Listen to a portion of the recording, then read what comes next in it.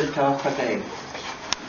Como decía, efectivamente, los académicos en ciencias sociales solemos investigar las transformaciones sociales, ¿no? Y es reconocido que las transformaciones en el trabajo tienen un rol protagónico en estas transformaciones sociales. Sin embargo, los académicos es poco lo que hemos investigado de estas transformaciones en nuestro campo. Citando a Max Alveson, es curioso que los académicos no seamos capaces de ver que estas transformaciones no solo están ocurriendo frente a nuestras narices, sino que están ocurriendo en nuestras vidas, en nuestra experiencia. Tenemos las transformaciones del trabajo mucho más cerca de lo que muchas veces creemos como investigadores. Desde ahí, este llamado a estudiar las transformaciones también en nuestro trabajo, en nuestro espacio, en nuestro día a día.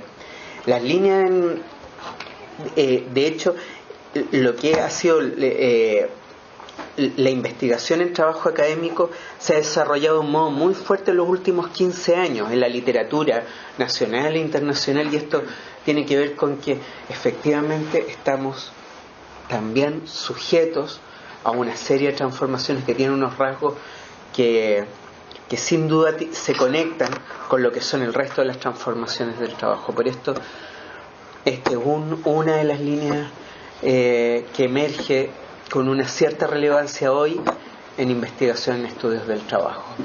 Y, insisto, es una muestra, lo que nos está ocurriendo a nosotros, una muestra de primera mano para nosotros de las transformaciones que están ocurriendo a nivel más general en el trabajo, y particularmente más específico en lo que es el trabajo público. Eso. Entonces vamos a comenzar primero con el trabajo de Abril y de Natalia, que se denomina Ser Mujer Académica de Chile. Hoy un análisis de sus relatos. La idea es que cada una no demore más allá de 15 minutos en su presentación para luego poder tener una discusión. Bueno, hola a todos, yo soy Natalia. Como comentaba Vicente, esta fue la tesis de pregrado que nosotros mostramos el año pasado con Abril. Ella no pudo estar hoy, pero por eso vengo yo.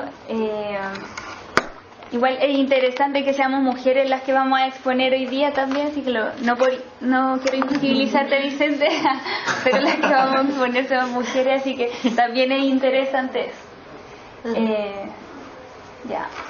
Esto lo quise hacer como una contextualización bien general, en tanto desde dónde nos posicionamos con mi compañera, como desde dónde estuvimos mirando y desde dónde venían nuestras intenciones para hacer, desde dónde surge nuestro interés por esta tesis. Le pusimos así como una mirada crítica al neoliberalismo y como en términos más macro, que después fuimos enfocando hasta el trabajo académico. Dentro de eso, unos puntos son, bueno, el rol del Estado, donde los últimos años ha ido disminuyendo y ha aumentado también la privatización, y en eso las transformaciones sociales que tienen que ver con el trabajo, con la educación, con salud, que me parece que es un análisis que de a poco yo creo que se va a ir integrando con las otras presentaciones. Y cambios también en los discursos, donde aparecen los discursos de la eficiencia, de la eficacia y de la meritocracia. Esto los menciono porque después los volvemos a tomar un poco porque reaparecen en los relatos estos conceptos. Y también nos posicionamos desde un enfoque de género, que el enfoque de género nosotros lo pensamos en tanto nos permite para nosotros una epistemología diferente. Es una manera distinta de analizar y de entender ciertos procesos cuando pensamos las cosas desde un enfoque de género. Nos permite dar cuenta de que los estudios no son neutrales y que cuando hacíamos una revisión acerca de investigaciones en trabajo académico y cuando se hacían desde un enfoque de género, las críticas que hacían estos autores tenían que ver con que siempre se hacían investigaciones como si habláramos de personas sin género, personas neutrales, como si todos fuésemos en realidad hombres blancos heterosexuales. Eran como las críticas que hacían estos investigadores cuando empezaban a mirar las investigaciones desde un enfoque de género. El enfoque de género nos permite entonces dar cuenta de que en realidad la realidad no es neutral y que las personas no son neutrales, no las podemos mirar desde este lugar. Bueno, pusimos ahí que también había una mayor participación de las mujeres en la sociedad y mayor integración también en las universidades. Respecto a nuestra investigación en sí, nosotros ahí lo puse como en 3 niveles.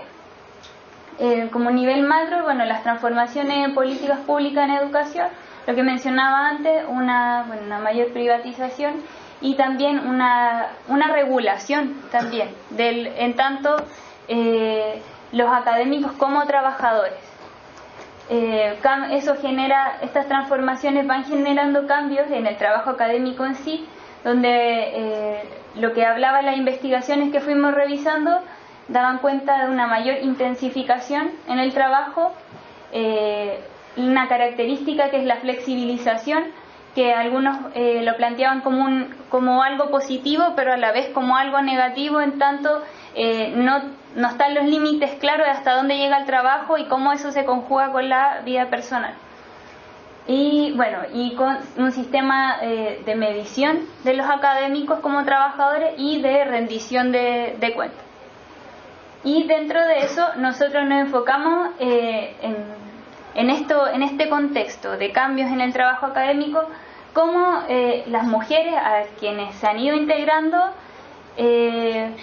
han desarrollado su carrera académica, considerando también nosotros planteamos estudios que daban cuenta de que si bien hay una mayor participación de las mujeres en términos cuantitativos, en términos cualitativos no han habido tantos cambios. O sea, hay una desigualdad que se mantiene. Entonces, bueno, mayor participación de las mujeres en la academia y aumento de estos estudios que dan cuenta de las desigualdades que han habido dentro del desarrollo también de la carrera académica como tal.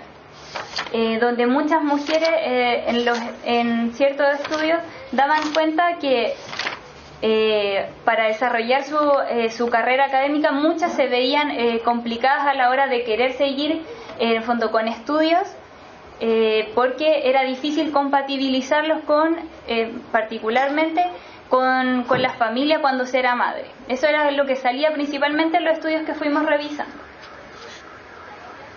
Tomando todo este contexto, nosotros nos planteamos aquí de manera bien general conocer, bueno, desde esta perspectiva, mediante el relato de mujeres que participaban en la academia, cómo han desarrollado su carrera profesional dentro de la universidad, tomando en cuenta este contexto de transformaciones y el incremento de la participación de las mujeres en estos espacios. La metodología, así bien breve, hicimos una investigación cualitativa, utilizamos la metodología de entrevista activa que nos permitía un poco también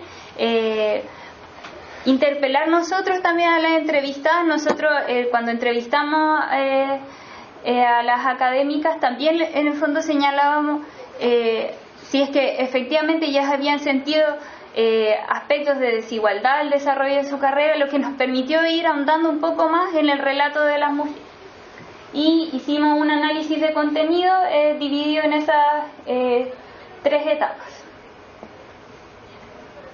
Los resultados fueron estas 3 categorías que se van uniendo unas con otras. Por eso ahí está así para que se vea en el fondo el recorrido que se hace. Y lo interesante que salió de la investigación es que los relatos al unirlos seguían un poco esta lógica.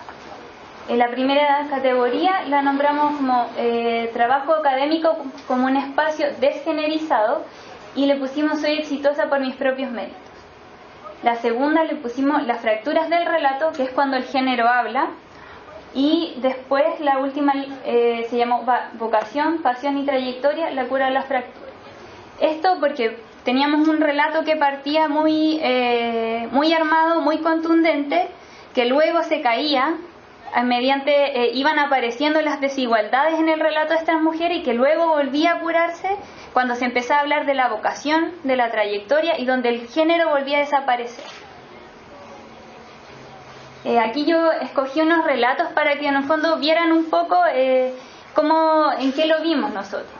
La primera categoría, por ejemplo, la primera dice: no hay discriminación en contra de las mujeres para los cargos. Ahí da un ejemplo que hay 2 vicerrectorías en la universidad, una de ellas es una mujer. Entonces no veo discriminación en los cargos en la universidad.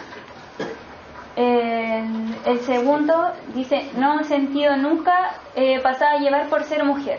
Nunca me he sentido que por ser mujer se me hayan abierto puertas, como que fuese un beneficio de ser mujer o fuese más, que por ser mujer fuese más fácil ingresar. Y el otro dice: no creo que cuando vean a una mujer tengan la impresión de que es menos capaz que un hombre. Nunca he tenido ese sentimiento. Entonces, claro, la academia como un espacio de trabajo aparece como un espacio donde por ser mujer no se presenta ninguna dificultad y no es evidente, o estas mujeres, al menos las entrevistas, nunca han sentido que sea el género sea una condición para algo. Aquí respecto a las fracturas del relato, la primera dice: cuando estaba trabajando en mi primer artículo que publiqué, dormía a mi hijo, a mi guagua, y después seguía trabajando hasta las 2 de la noche, 1 de la mañana, porque las horas del día que él estaba despierto prefería estar con él, y después yo seguía hasta donde más podía. Ahora que tengo 3 hijos, eso ya no me resulta. El otro dice: porque es difícil tener hijos y tener muchos papers. Tengo muchos colegas, como te digo, que tienen a sus parejas en la casa y cuidando a los niños, y si tienen que trabajar, refiriéndose a sus colegas hombres, y si tienen que trabajar hasta las 11 de la noche, van a hacerlo, porque además su pareja depende económicamente de ellos y no pueden quejarse, porque ojalá que el marido siga con su trabajo. En el fondo, aquí vemos cómo las mujeres, al hablar de elementos más concretos y que tienen que ver cómo concilian en el fondo su trabajo con su vida personal, en este caso aparece en el fondo mucho más latente, o sea, más presente cuando se habla de los hijos, cuando se habla del ser madre. Aquí es cuando nosotros decimos que este relato, donde no hay desigualdad, donde por ser mujer no hay complejidad, se fractura. Y en la última categoría, la primera dice: estoy haciendo lo que me gusta, en la universidad que decidí trabajar, en la que me gusta trabajar porque he trabajado en otras universidades y no me sentía tan cómoda. Podría decir que estoy donde quiero estar, en la universidad que quiero estar, en la carrera que quiero estar y a cargo de lo que quiero estar. No sé si a mí me gusta encontrar un equilibrio y eso, tener alumnos y empujarlos a que tengan un buen trabajo, que conozcan bien las herramientas que necesitan para su investigación y las personas también. Aquí le pusimos, porque se vuelve a hablar, en el fondo, como volvemos aquí a la academia como un espacio donde aquí hago lo que me gusta y lo que hablaba al principio de esto de la meritocracia. Aquí muchas mujeres decían, en el fondo: yo estoy aquí porque yo me lo he ganado, porque yo me esforcé por estar donde estoy y porque lo hago con vocación, porque me apasiona. Y también cuando en el fondo, después de que se hablaba de estas desigualdades, de que estaban agotadas y de que no daban más porque tenían que estar aquí, después tenían que estar con su hijo, después seguían en la misma casa trabajando, escribiendo fondo artículos. Después decían: no, pero en realidad esto es lo que me apasiona, pero en realidad esto es lo que me hace sentir bien, aquí está mi vocación y no importa que esto sea así. Entonces, por eso le pusimos como aquí este relato que se había fracturado se vuelve en el fondo a recomponer. Nosotros, bueno, entonces como la carrera académica, en las conclusiones finales, nosotros pusimos que se narraba desde el éxito, ¿ya? Porque partían hablando desde yo estoy donde estoy porque yo he trabajado por esto. Y en el fondo, y soy una mujer exitosa, y al ser exitosa nunca he percibido desigualdades de género en este camino.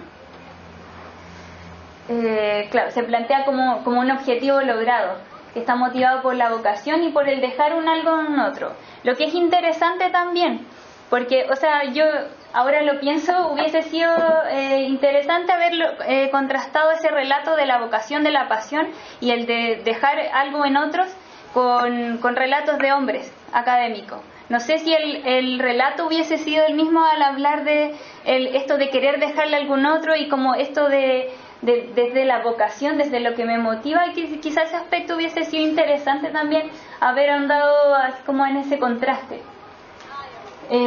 Bueno, se niega cualquier como dificultad o discriminación por ser mujer, lo que permite esto mantener, en el fondo sostiene el discurso del éxito y del logro por los propios méritos, ¿ya? Como que se invisibiliza cualquier posible dificultad respecto a ser mujer. No se plantea un cuestionamiento profundo respecto a ser mujer en la universidad. Eso es lo que veíamos también.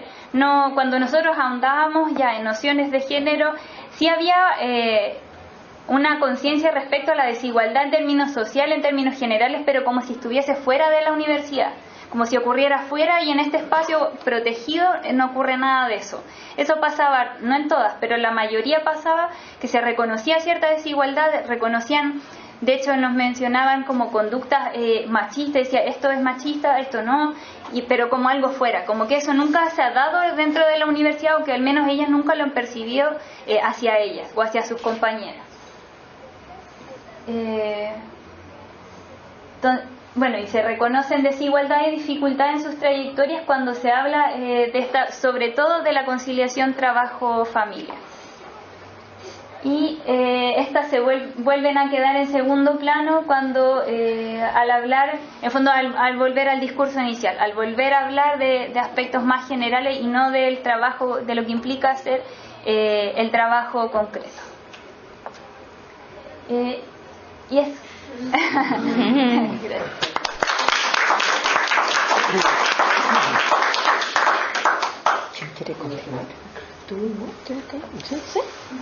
Bien, muchas gracias, Natalia.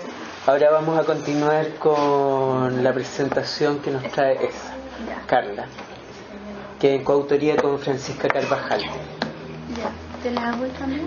¿O prefieres sentarte? Sí, yo me siento ahí. Ya. Adelante.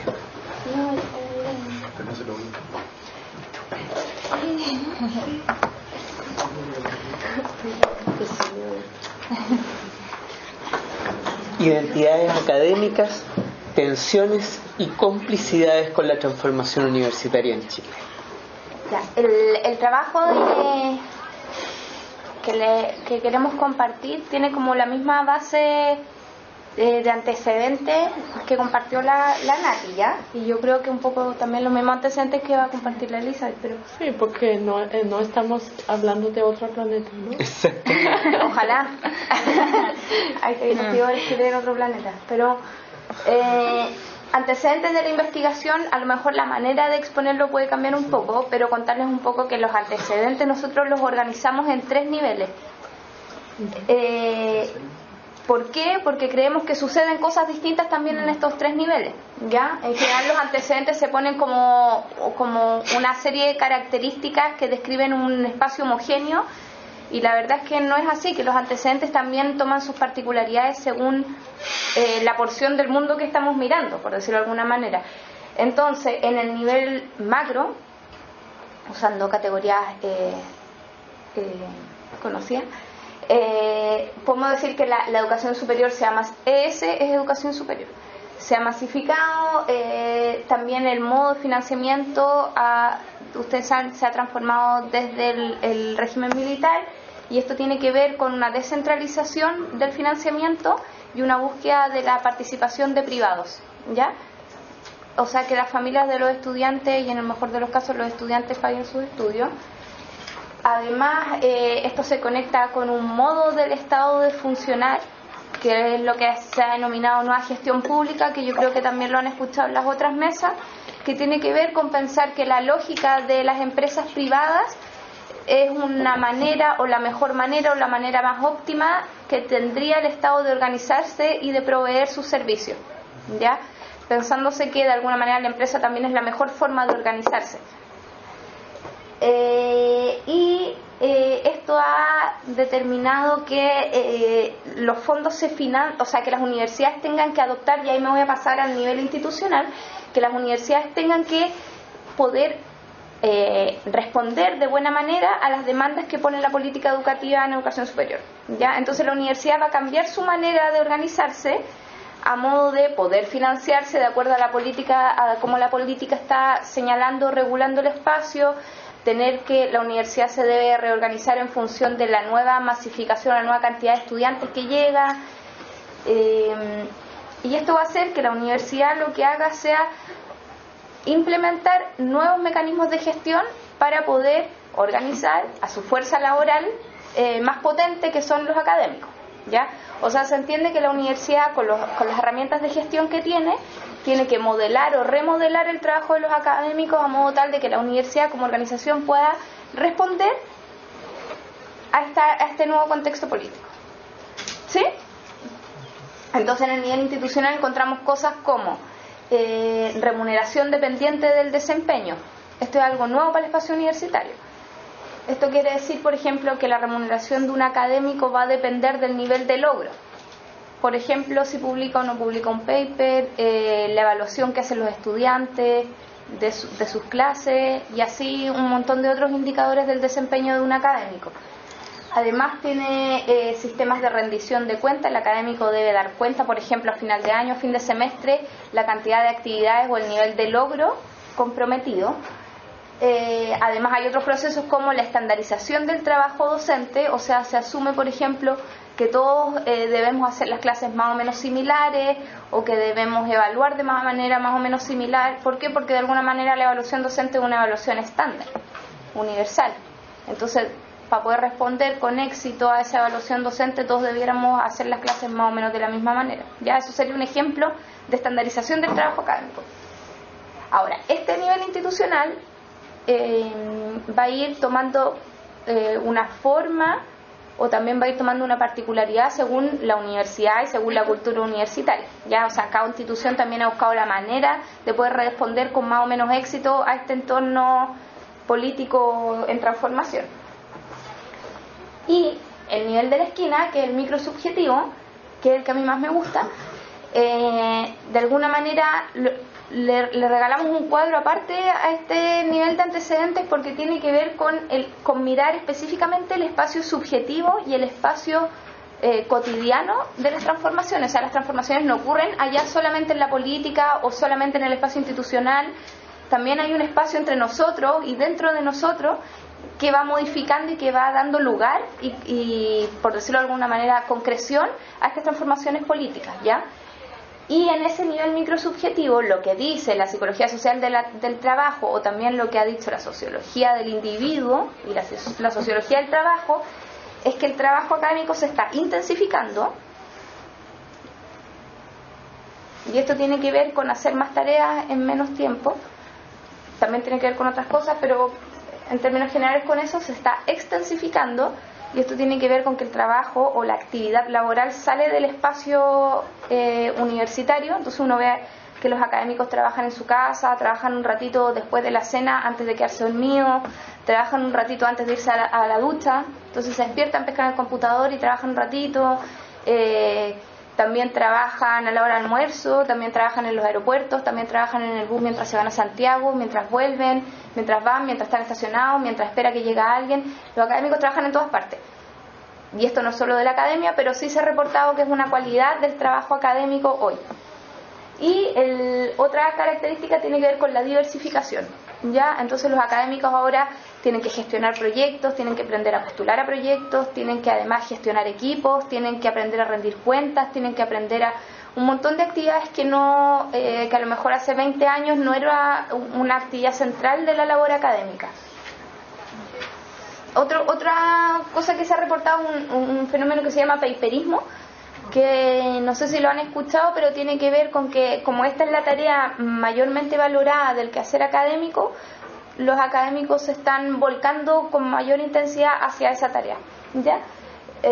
Y esto ha provocado tensiones en la cultura académica, porque las nuevas demandas que proponen la política y la gestión institucional universitaria no necesariamente tiene que ver con la manera en que históricamente se ha organizado el trabajo docente. ¿Ya? Por ejemplo, para no todos los académicos o para los académicos no todo el tiempo es importante escribir paper. Entonces también a veces piensan o hay una percepción de que esta tarea se ha comido o ha corroído el resto de las actividades de un investigador o de un docente académico. Bueno, ya, ese es el escenario, ¿ya? Este estudio tenía 3 partes. Primero, un análisis documental de las políticas educativas y de los instrumentos de gestión de la universidad. Y un poco era mapear los cambios y los instrumentos de gestión del trabajo científico. La segunda etapa era un seguimiento o un sombreamiento, que era un ejercicio de seguir a académicos o seguir espacios de trabajo de un académico, preguntándole siempre o pidiéndole siempre un relato concreto o un relato acerca de la transformación de su trabajo, pero siempre es un relato muy apegado a la realidad o un relato muy apegado a la experiencia. O sea, la idea es verbalizar la experiencia, ¿ya? Y que el investigador vaya siempre como trayendo la experiencia al diálogo a modo tal que el investigador pueda, o sea, que el académico pueda o que el participante pueda producir verbalizaciones en torno a esa experiencia. Bueno, y la entrevista situada, que era una entrevista en profundidad, y como explicó la Nati, una entrevista situada tiene aparte de ser activa, que es cuando uno va como cuestionando o ¿cómo se diría? Cuestionando, no, pero también reflejando mucho el discurso del otro, y situada tiene que ver con qué eran los espacios de trabajo, ¿ya? Lo que les quería contar eran los resultados de las entrevistas situadas. Y estas entrevistas lo que hacían era preguntarse por las identidades laborales académicas. Las sometimos o las trabajamos con un análisis pragmático del discurso, ¿ya? Entonces, los resultados que vamos a compartir tienen que ver con eso, con una entrevista situada, o sea, con la tercera parte del estudio, una entrevista situada de identidades laborales de la academia, de los académicos, que fueron trabajadas con análisis pragmático del discurso. Algunos mínimos ya de identidad o de identidad laboral. Nosotros partimos de la base que la identidad tiene que ver con una capacidad de nosotros, las personas, de dar cuenta de nosotros mismos, y que ese proceso de dar cuenta es una reflexividad lógica, de mirarse a sí mismo y exponer esta capacidad frente al otro, en un diálogo, ¿ya? Vamos a decir que la identidad también lo que hace es generar una fuente de pertenencia, o sea, yo me siento parte de este relato, yo me identifico con este relato. Además, este relato lo que indica es una autocomprensión, cómo yo me entiendo a mí mismo en un contexto determinado, y además este relato nos habla de un heteroreconocimiento, que yo sé que mediante ese relato el otro me reconoce como parte de un colectivo, ¿ya? También lo que pensamos es que la identidad es un relato que se estructura, que se desestructura y se estructura continuamente en negociación con el contexto. Y además es un relato que se va articulando a demandas políticas, culturales, sociales, locales. Es algo bien moldeable. 4, se construye con atributos, deberes y responsabilidad. O sea, si uno escucha un relato, una narrativa identitaria, uno se da cuenta que tiene demandas, tiene teleologías, tiene ideales, tiene responsabilidades, tiene atributos, tiene posicionamiento. Y lo que también vamos a decir es que la identidad tiene un efecto súper potente a la hora de orientar las acciones. O sea, en general lo que se busca, también como teleología, es cierta coherencia entre la identidad y entre el hacer. Uno, o yo, o ustedes, tratan de ser coherentes entre lo que hacen y lo que quieren ser, o lo que al menos reportan ser. Y la gente o el entorno también demanda cierta coherencia entre lo que uno hace y lo que uno muestra ser, ¿sí? Por eso de ahí se entiende que de alguna manera la identidad tenga efectos sobre las acciones. Ya, bueno, pero este era una cápsula teórica, ¿ya? Pero para entender lo siguiente, síntesis de resultados, ¿ya? nosotros nos preguntamos por la identidad laboral de los académicos en un contexto de transformación de la universidad. Nos llamaba mucho la atención, por ejemplo, aspectos como los académicos siendo una masa crítica, reflexiva, lo que mencionaba un poco Vicente al inicio, hubieran tomado con tanta naturalidad los nuevos instrumentos de gestión de la universidad, ¿ya? O sea, siempre fue como un tema como decir, espérate, pero esta no es la masa crítica que se contrapone a esto, que tiene nuevas ideas. ¿Por qué permitió la entrada natural de todos estos mecanismos neoliberales de sujeción y de organización del trabajo académico? Entonces esa era como la pregunta como que estaba siempre como en el subtexto de toda la investigación.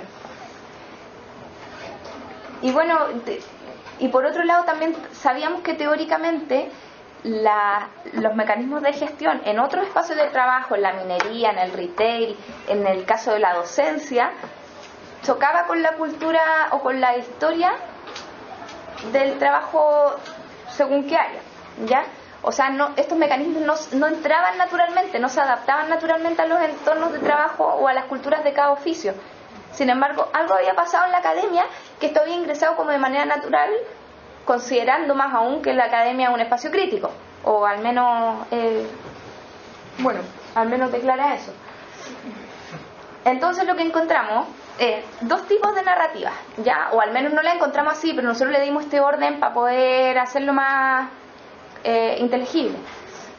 Encontramos dos tipos de narrativas: las narrativas identitarias divergentes, o sea, narrativas que se contraponían a este modelo propuesto por la nueva gestión de las universidades, y narrativas identitarias convergentes. Estos son identidades que se amalgamaron, bueno, se articulaban armónicamente con las demandas de la universidad, ¿ya? Les voy a contar las divergentes.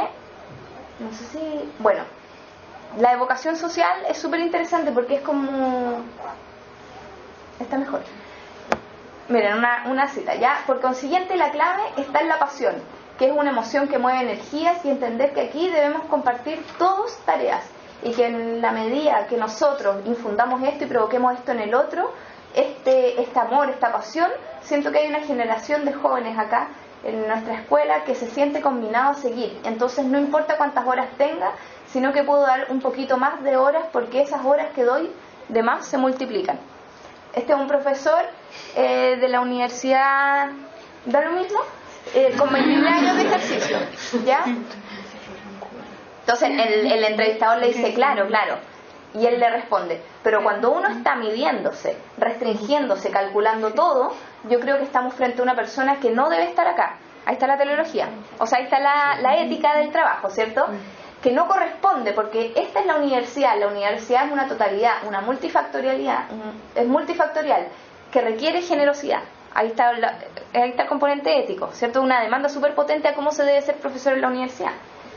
Pero esto es súper interesante. Bueno, entonces suponemos que la vocación social se contrapone a una ética más utilitaria, del paperista, del que solo busca en el fondo trascender en su trayectoria individual como académico.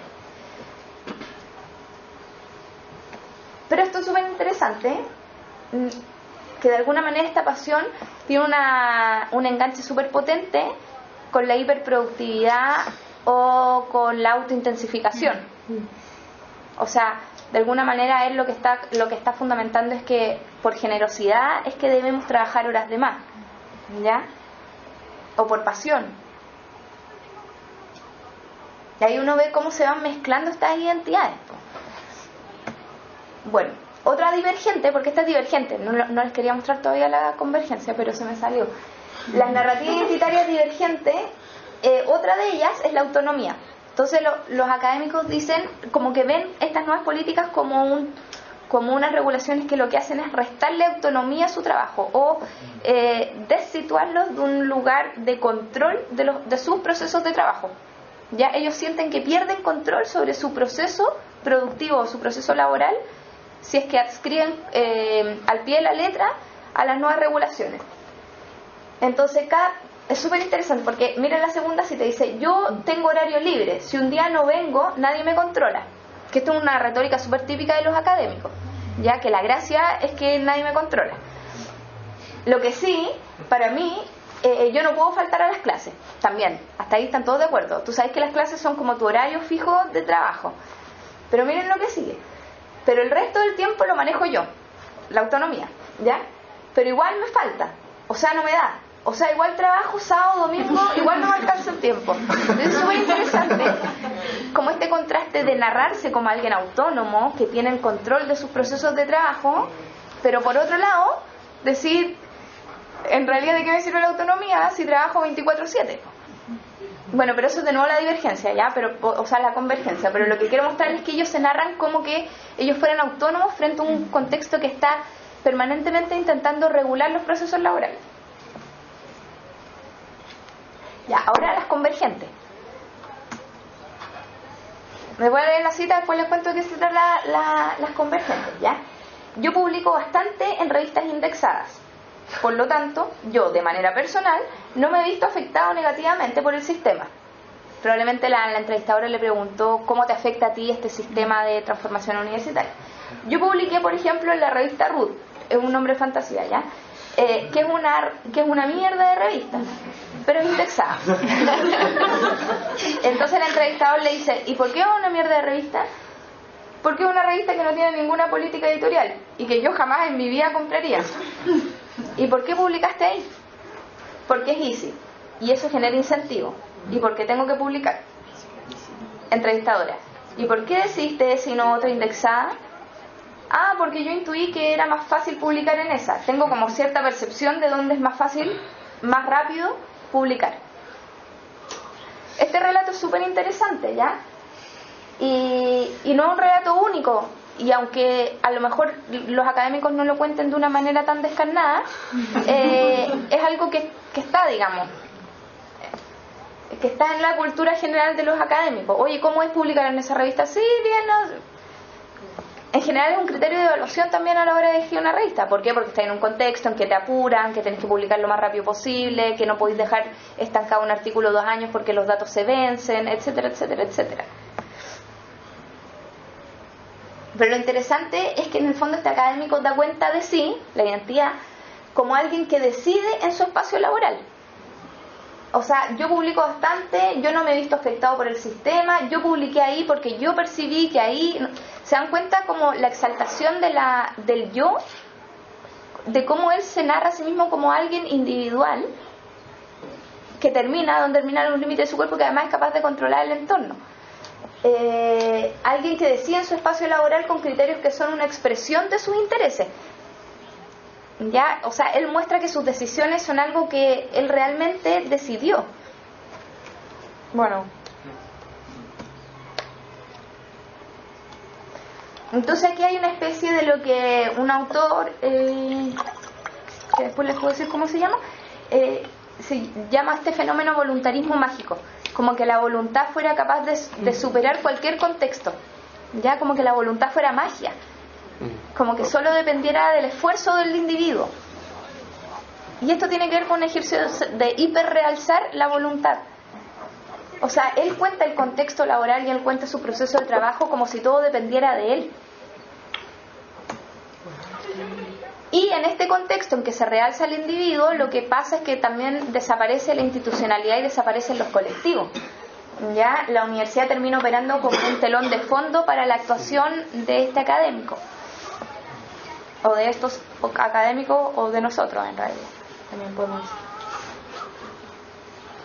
Bueno, ¿cuál es la convergencia? De alguna manera es que tú veis que ahí en el fondo hay un compromiso con el éxito y la meritocracia que es súper interesante, porque es este mérito o esta idea de meritocracia lo que se engancha súper potentemente con los sistemas de rankings o los sistemas de acreditación o los sistemas de incentivo. O sea, de alguna manera los sistemas de incentivo también lo que hacen es generar jerarquías entre académicos. O sea, cada vez que uno postula un fondo y se lo gana, lo que hace es pasar por encima de otros académicos. Ya cada vez que alguien publica, lo que hizo es pasar su producto, paper, por encima de otros productos. Entonces esto es lo que se entiende también por meritocracia. Él tiene más méritos que otros. El problema o la reflexión que podemos hacer de la meritocracia es que si bien, no sé, por la aristocracia o ¿cómo se llama la de los parentescos? Plutocracia. ¿Ah? No es plutocracia. Nepotismo.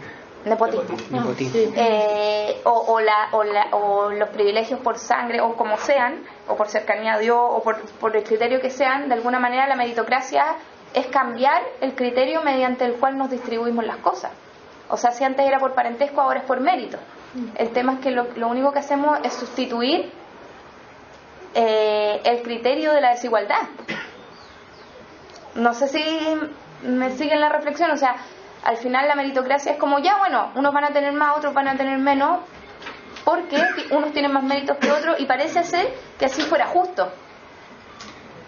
Pero también es cuestionable. Otra narrativa, la segunda narrativa convergente tiene que ver con el prestigio y la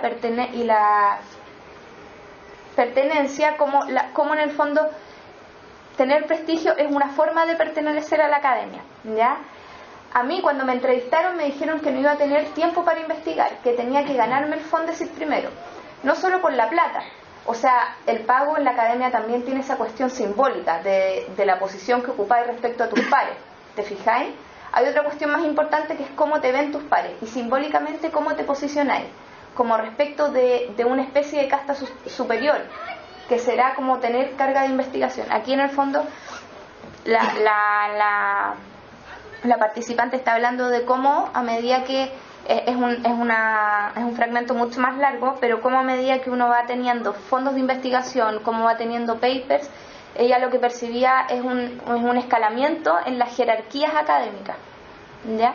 Y esto es súper interesante porque escalar en la jerarquía académica lo que hace o lo que se va a correlacionar con con una sensación de pertenencia a la academia cada vez más potente. O sea, los académicos, mientras más logros tienen, más pertenecientes a la academia se sienten, ¿ya? Y mientras menos logros tienen, más conservan la perspectiva crítica, o al menos en términos explícitos. Bueno, lo interesante de esto es que los rankings también funcionan como un mecanismo para proveer prestigio, ¿ya? Porque el prestigio tiene una cosa muy curiosa, que uno no se lo puede dar a sí mismo. O sea, yo si llego aquí y les digo, hola, miren, yo soy Carla, una académica súper prestigiosa, pierdo todo el prestigio de inmediato. O sea, la gracia del prestigio es que me lo otorga otro. La gracia del prestigio es que lo reconoce otro en ti. Sin embargo, cuando el prestigio se transforma en un capital simbólico, cada académico tiene que gestionar su prestigio. Entonces, ¿cómo gestiona uno su prestigio si en el fondo el reconocimiento está a cargo de otros? Eso es súper interesante porque se empiezan a generar en los diálogos y en los espacios intersubjetivos de la academia espacios de gestión del prestigio. Oye, cítame, yo te cito. O formas bien discretas también de, bueno, yo la otra vez cuando fui invitado y en verdad te invitaste. Y así hay un montón de narraciones súper interesantes como maneras de gestionar el prestigio. ¿Por qué? ¿Y por qué entonces? ¿Cómo se conecta esto con los mecanismos de gestión? Es porque de alguna manera los mecanismos de gestión devuelven una autoimagen depurada del prestigio. O sea, el que está uno en el ranking está uno. Y eso es una imagen de prestigio que devuelve el medio al sujeto. ¿Sí? O sea, listo, esto es objetivo. Soy uno.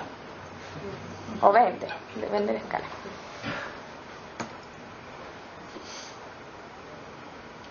Entonces, por ejemplo, podríamos pensar que los sistemas de acreditación han entrado de manera súper potente porque permiten distinguir castas, jerarquías de académicos a la vez que le permiten gestionar su prestigio de manera objetiva. Bueno, te lo dije. Esto lo dije.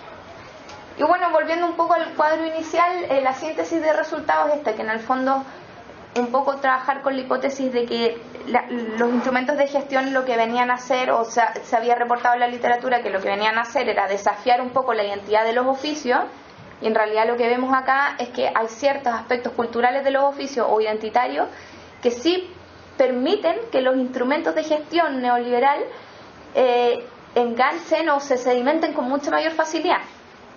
Ya, a lo mejor los instrumentos de gestión de control del proceso académico sí se han ralentizado por la cultura académica, pero sí sabemos que los instrumentos, por ejemplo, que generan prestigio, que generan distinción entre los académicos, han funcionado súper rápido y con total naturalidad, y tiene que ver con estos aspectos identitarios de la academia.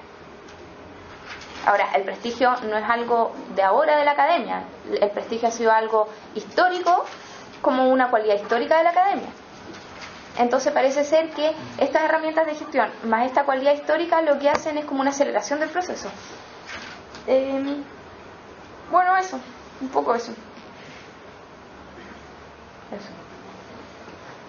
Queremos Ya. ver el prestigio, por favor. Sí. Pero esa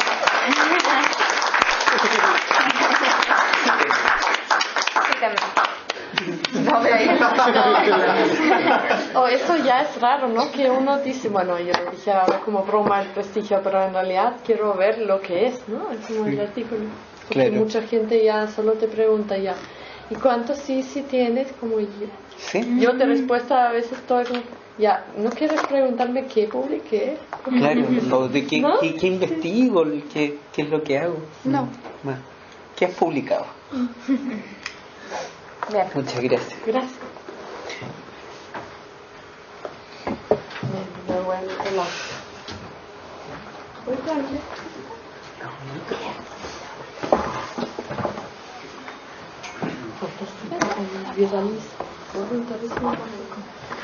Hoy se me fue el nombre. Mientras más cansada, más olvido el nombre. Pero era un nombre así como árabe. Samir. Bueno, gracias por la invitación. Es primera vez que tengo el placer de compartir en un espacio mixto y respectivo de que uno es como de posgrado y pregrado, y encuentro fantástico. Sí. Muchas gracias. Bueno, lo que voy a presentar es parte de un proyecto que ya terminó, pero me quedan como miles de cosas por publicar o difundir, más bien para que la gente lo lea, pero encuentros como este de hoy son igualmente importantes para mí, en términos de mi vocación.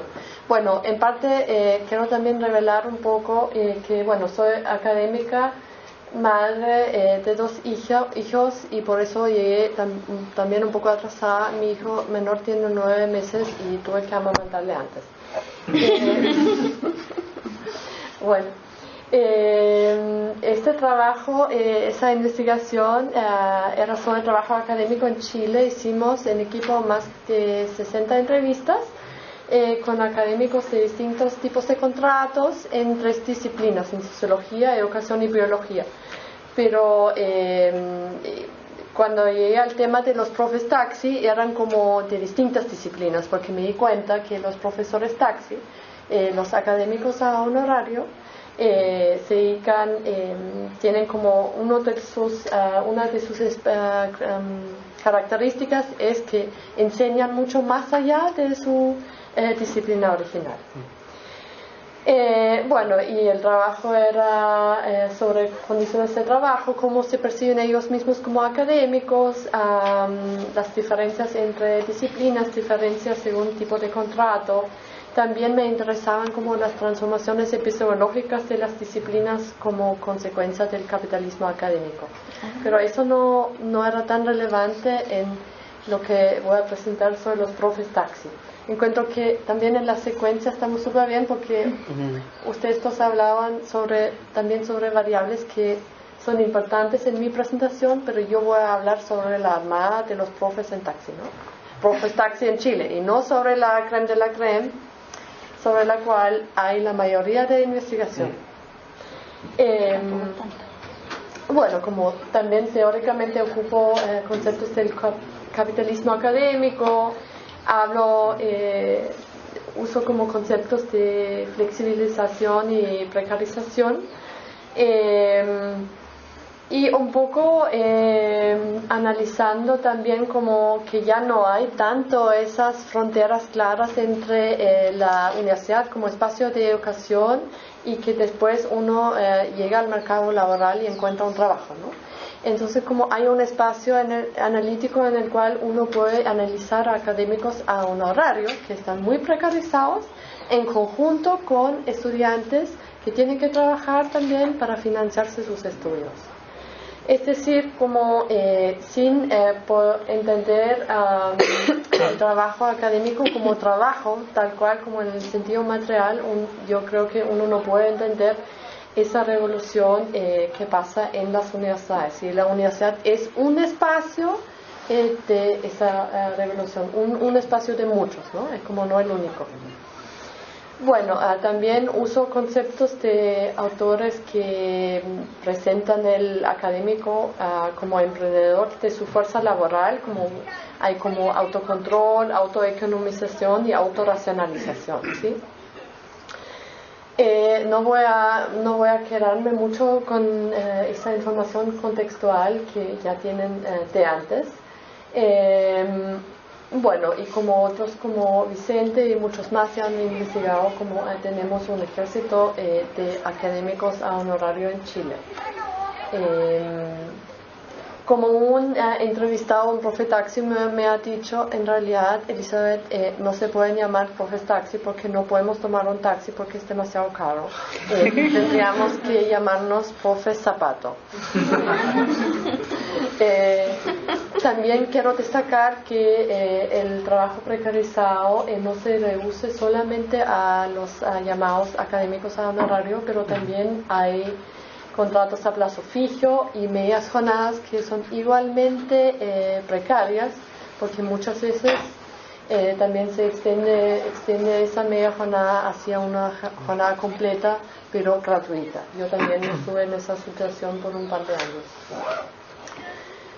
Bueno, una de las diferencias más interesantes en términos de los resultados de las entrevistas cualitativas es cómo se han percibido los académicos con contratos, no importa si eran de contrata como en las estatales o de plazo fijo o de planta.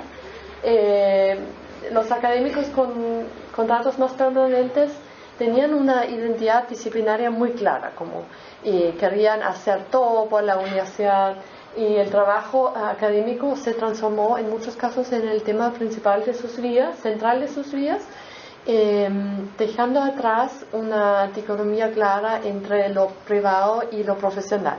No, es como igual como las citas que tenían ustedes dos. Sí, yo trabajo día y noche, 24/7, me encanta tanto. Eso es como se mezcla con la narrativa de querer trabajar tanto con no reconocer que quizás como hay un control externalizado. Y investigación y publicaciones como motor e incentivo. Eso era muy en contraste con los resultados de las entrevistas con los profesores taxi, que muchos de ellos decían, no, eso es un trabajo, es una pega, la docencia es un trabajo. Y la identidad disciplinaria tomaba un lugar mucho menor, porque muchos de ellos ni tenían tiempo para poder dedicarse a investigación, o quizás muchos tampoco tenían títulos de posgrado. Y se percibían como trabajadores.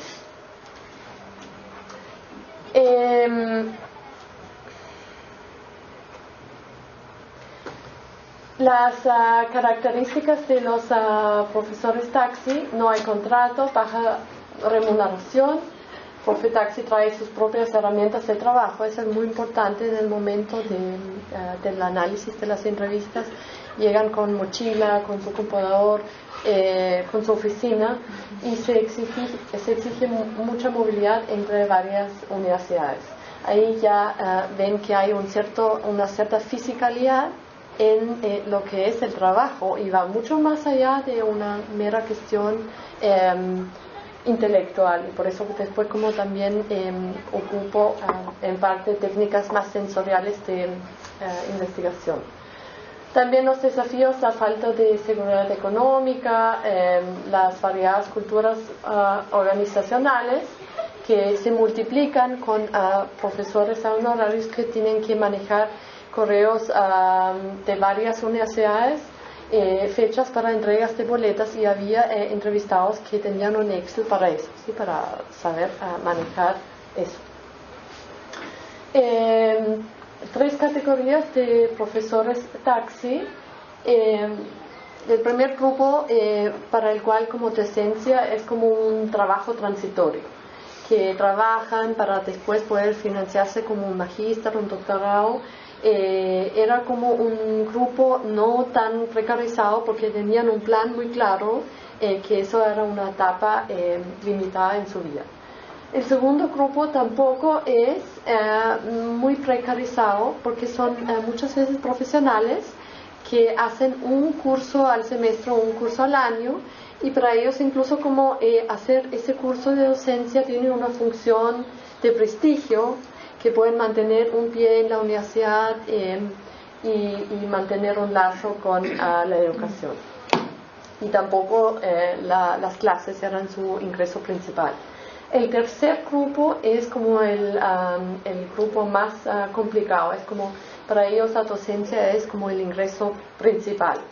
Y son adultos de todas las edades que hacen docencia en universidades, también docencia en colegios y en combinación muchas veces con consultoría. Están en muchas cosas a la vez. Eso ya había mencionado. Bueno, vamos a llegar a un par de citas para entender como la fisicalidad de ese trabajo. Cuenta un profetaxi psicólogo. Un día típico, bueno, levantarme temprano porque había una universidad que quedaba en Maipú, partir para allá, almorzar siempre a la carrera, comerse un sándwich por ahí o a veces ni siquiera tomaba desayuno. Siempre estaba corriendo, no tenía oficina, por lo tanto gastaba mucho dinero en Starbucks. Trabajaba en los Starbucks, entonces andaba con mi computador y me instalaba en el café que encontraba. Me instalaba a tomarme un café, a leer, a corregir pruebas o a preparar clases. Mi trabajo era callejero. Uno gastaba almuerzo y qué sé yo. Estás en un café y hay que pagar. Con el tiempo me empezó a desgastar la espalda. Andaba todo el tiempo con la oficina móvil. Andar todo el tiempo con la mochila es agotador. Después me empecé a dar cuenta que me empezó a afectar en la espalda. Entonces, como habla directamente también de los desgastes físicos. Y esta cita también nos habla de lo transversal del trabajo precarizado. Es una entrevistada que va hacia una universidad que se encuentra en la precordillera de Santiago. Yo no tengo auto, entonces yo siempre cuento que la universidad queda en San Carlos de Apoquindo, entonces yo tomaba el metro colectivo y otras veces me iba en micro, los buses de acercamiento. Yo me iba muy temprano porque tenía clases a las 8:30 y tomaba la micro a las 7. Entonces me iba con todas las nanas y los jardineros. Entonces yo iba con todas las pruebas y me iba con todas las nanas y los jardineros subiendo a hacer clases. Y después bajaba con todas las nanas y los jardineros, porque los alumnos no van en micro, se van en auto. Pero era muy interesante eso. Era como ir en todo el recorrido.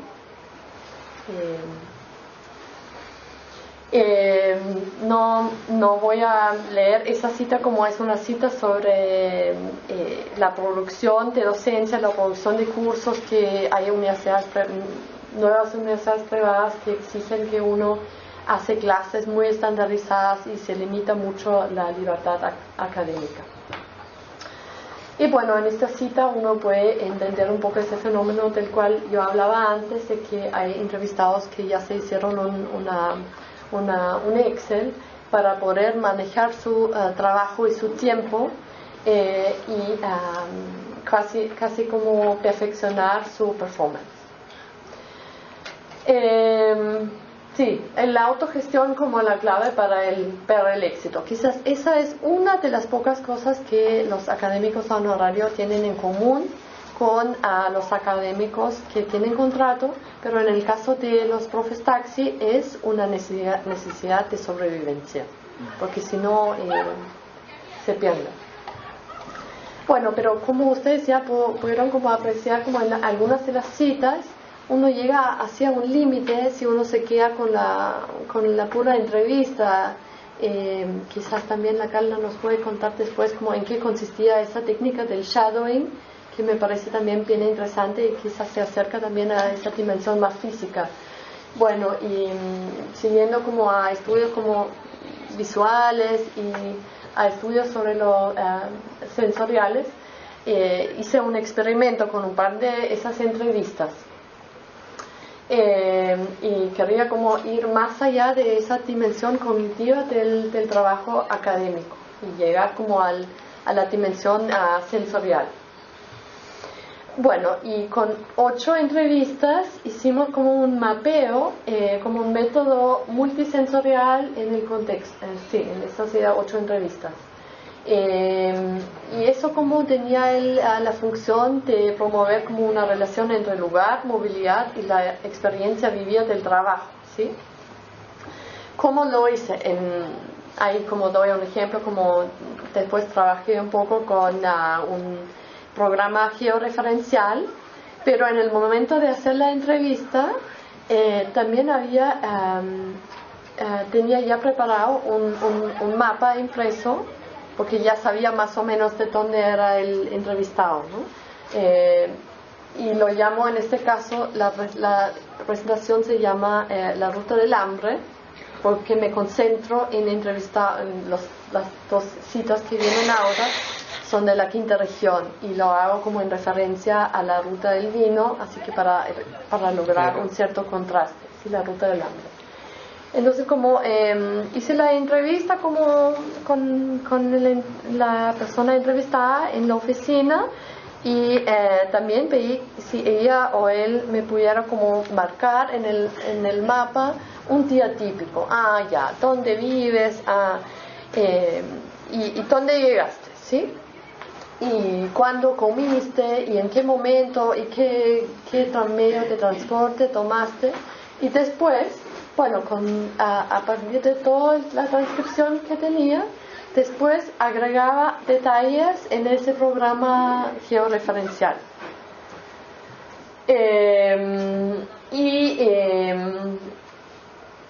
Llegué a hacer como mapeos sobre el movimiento geográfico, mapeos de ingresos y de estructura social, o del automanagement. Uno también podría hacer mapeos fantásticos. No, yo voy en micro en la Avenida España, como respondo al correo X, y bueno, mapeos sobre el bienestar físico e emocional, y mapeos sobre el futuro. Así que voy a hablar más sobre el bienestar físico e emocional.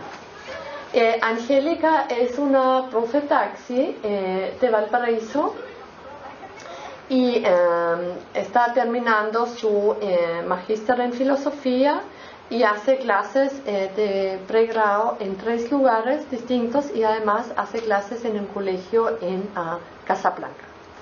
Ella vive en el Cerro Parón, así que se traslada con el trolleybús, después una vez que baje, hacia la Universidad de Valparaíso. Y bueno, los otros colores como explican después como otros caminos hacia la Universidad de las Américas. Yo creo que esa es la UNAM. Dice ella, porque en su mezcla de empleadores no había un día típico, todos los días eran distintos, ¿sí? Entonces ella me dice sobre un día, bueno, llego a la Universidad de Valparaíso, me tomo un café de repente en la mañana, y después cuando me voy a la casa de vuelta almuerzo a las 5. Entonces lo que intento hacer, como esto es el día martes, intento dejar comida lista el día lunes para llegar a calentar nomás la comida y no tener que cocinar, y tampoco puede comprar. Eso no dice, pero eso es el hecho. Entonces eso hago, hay que planificar todo, porque tampoco me quiero alimentar mal. Y después, cuando llego a la Universidad de las Américas, empiezo a hacer clases, tengo un recreo, y ahí me como una fruta, o tomo un café con leche, o me tomo un sándwich. En esa parte me concentraba como en la alimentación, ¿sí? En qué momento del día ella come, y cómo se organiza también con su recorrido. Arturo, también un profe taxi, 27 años, sociólogo, vive en Valparaíso, no tiene plata actualmente para financiarse un estudio de posgrado, y hace clases en distintos lados en la UV y también en Playa Ancha, y también hace clases como voluntarias en algunas bibliotecas de resistencia de Valparaíso. Con él ya podemos ver también que tiene un recorrido bastante complicado. Y él dice sobre la comida. Yo llegaba, dice, a la Universidad de Valparaíso, y un amigo que tiene beca de alimentación en la universidad le solicitaba a él si me podía invitar a almorzar los días que yo iba a hacer la clase.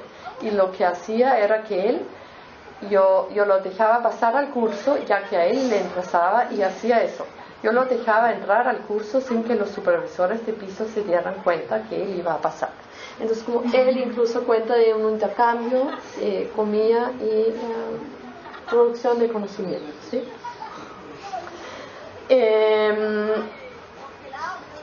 Con eso ya termina la ruta del hambre. Es como un pequeño extracto nomás. No he publicado, bueno, he escrito algo sobre profesores taxi en Chile, pero todavía no he utilizado el material visual. Pero quiero quizá como también aprovechar de esa nueva instancia de compartir y discutir para intensificar eso, porque hicimos entrevistas, algunas en Valparaíso con el mapeo, también en Santiago, y algunos en Iquique. Y como son bastante interesantes, ¿no? Como los recorridos en Santiago son un poco diferentes que Valparaíso. Ya, muchas gracias.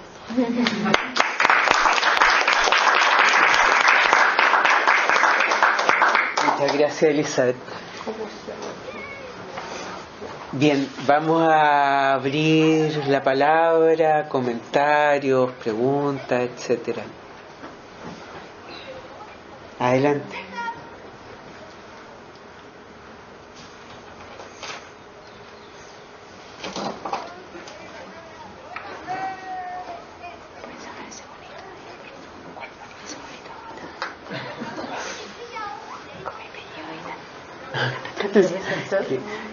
Sacar ese monito agotado. Eso, una carita sonrida.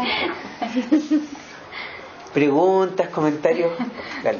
Yo me quería sumar al interés para conocer un poquito más de la técnica de la Carla, de la sombra, ¿sabes?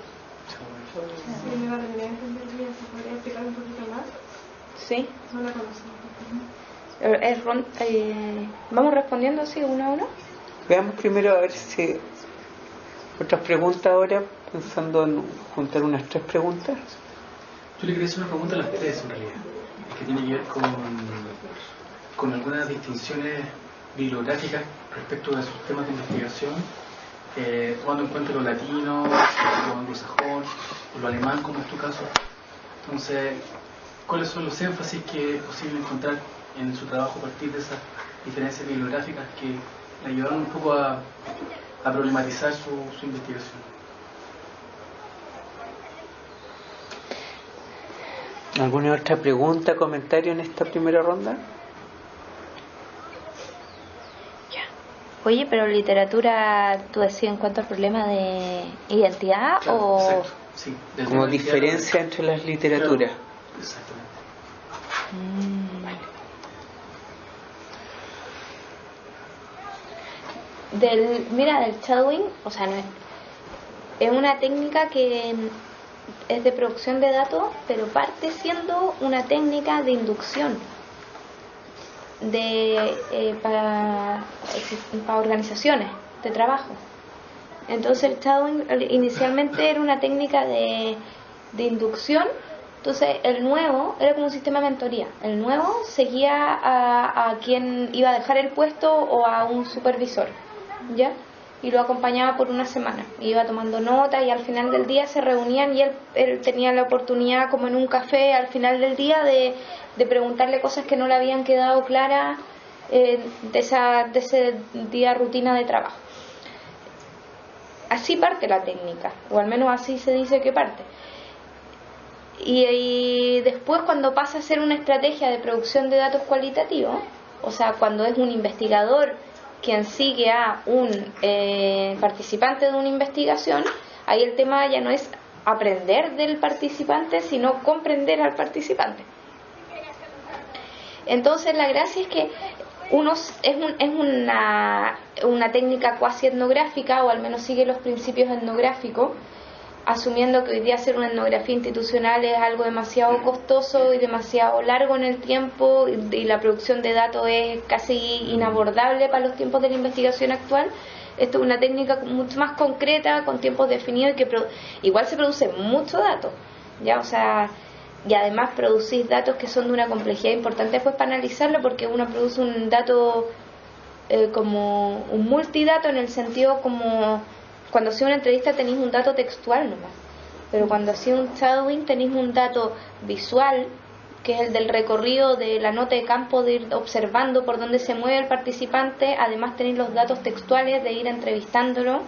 Entonces la cualidad del dato es súper compleja, por eso es súper difícil de analizar también.